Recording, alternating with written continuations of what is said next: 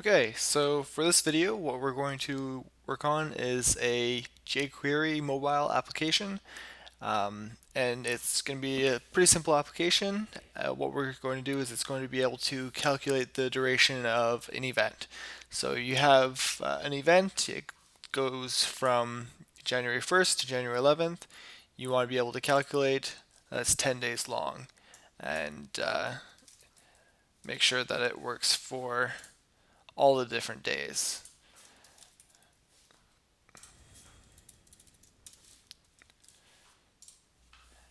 Etc. So what I have on the left here is the HTML, which is here. It's currently empty. There's nothing in the body. And the JavaScript that we're going to write to make this all happen. So as you've seen in the textbook, the when we're working with any jQuery mobile application, we need to add in three things to the head. We need to add a link to the style sheet. So we've got that under the CSS folder, which is right here. And we also have a couple of images that jQuery Mobile also uses. But we don't need to worry about the linking to those within our HTML file. With the JavaScript, we need two pieces of JavaScript. First is the main jQuery, and then the jQuery mobile JavaScript file. So both these scripts, we have them in the scripts folder. Those are those two right there. And then I also have this duration.js file, which we haven't linked to our duration.html file yet, but we will do that later on. So the first thing we want to do is to add in the inputs. So we'll just copy them over from another area that I have from the example there. So we have two input fields of type date. So they accept date input. Having these without anything around them though isn't very helpful, so we're also going to add in a label for these two.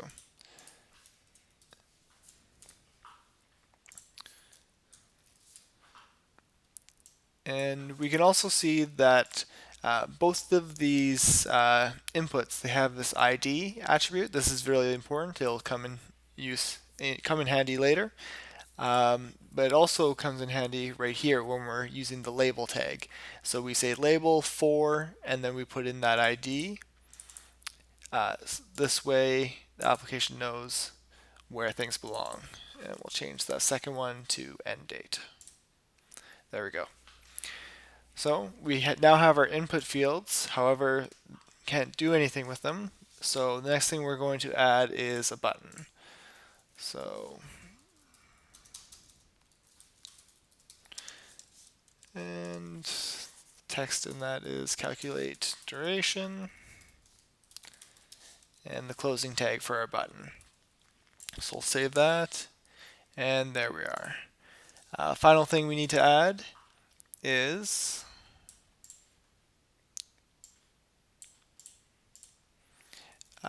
our paragraph tag, so that we can say how long this event is. So first thing I'm going to copy in is the opening paragraph tag, and we'll do the closing. So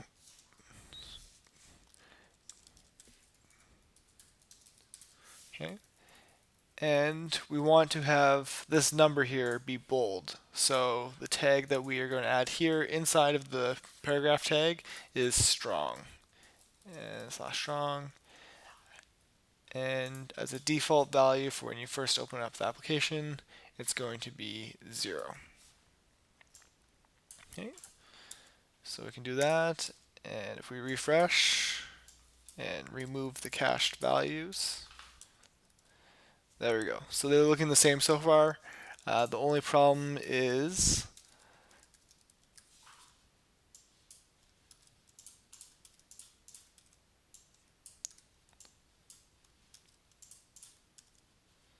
that while this one makes the calculation, This one, there's no logic attached to it. So that's where we need to bring in the JavaScript to actually do the calculation and make any changes to the web page here.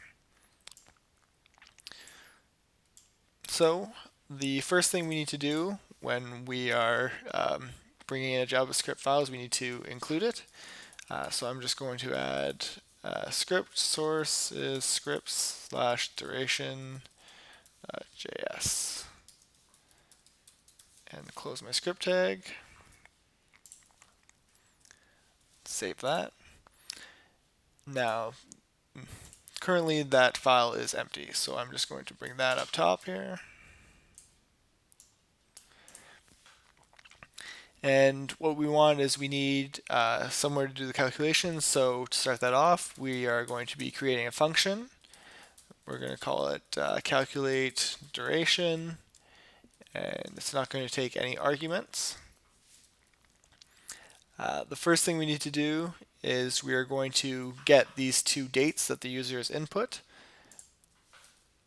Actually, before we do that, we're going to go to this button and set the onClick attribute so that whenever you click on the button or the user clicks on the button, we will call this method that we have just created. There we go. And just to test that it's working, we'll have that function just create an alert.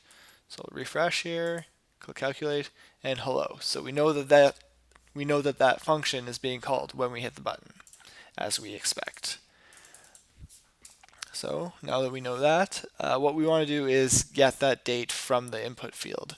So the first thing we'll do, our start date element. And so what we want to do is we want to go to the page and ask for that element. So we're going to say document, which is the page. So document dot get element by ID is the function we want to call. And then this is where I said that the IDs come in handy. This is what we'll use here. So this gets us the element itself. We now want to get the value as an actual date. So in JavaScript there is a specific object called a date object, and that date object allows you to do a number of things. So it converts from the formats that's written here, we can convert that into numbers, into milliseconds. You can have it so you can get the minutes, so you can get the day of the week, but we really just want the numbers so that we can do this calculation. So we are going to have date, and we want to use the function parse. Parses a string that the user has written and turns it into this date object that JavaScript is able to use and make calculations with. So we're just going to change that to start date element dot value. So this gives us the value that's actually been written by the user. Okay. And we want to do the same for the end date.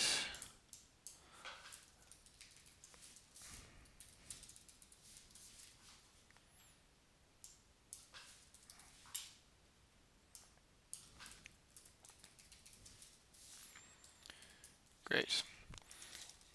And now we want to do the calculation. So the calculation is going to be end date minus the start date. And then we want to get this duration element right here. So that we want to add an ID onto this area, because this is the area that we want to change, and we'll call that duration. So now we want duration element, and we'll do the same thing as we did before. I'll copy and paste that in. And now we want to access the area inside this tag, and that's called the inner HTML. So we're just going to go duration element dot inner HTML, and it's not a function, so you don't need any parentheses. You can simply just set it equal to the value that we have calculated, duration, right here. Okay, so we're going to run that, calculate, and so good, we're getting something, it's changing the value, but that doesn't seem anywhere near the realm of possibility. It should be giving us 10 days. So what happens here is that the value isn't in days when it's converted, it's in milliseconds. So what we need to do is we need to convert duration into days. So the calculation to do that, we're just going to set duration equal to what duration used to be, so the value in milliseconds. So in this case, what is that, 86 million, or 864 million, sorry. And we are going to divide it by, there's 1,000 milliseconds per second times 3,600 milliseconds in an hour times 24 hours in a day. And that'll give us our conversion, so we'll change that, refresh, and there we go. We now have our functioning app. We can put in however many days we want, and it's going to give us how long that event is. Good luck.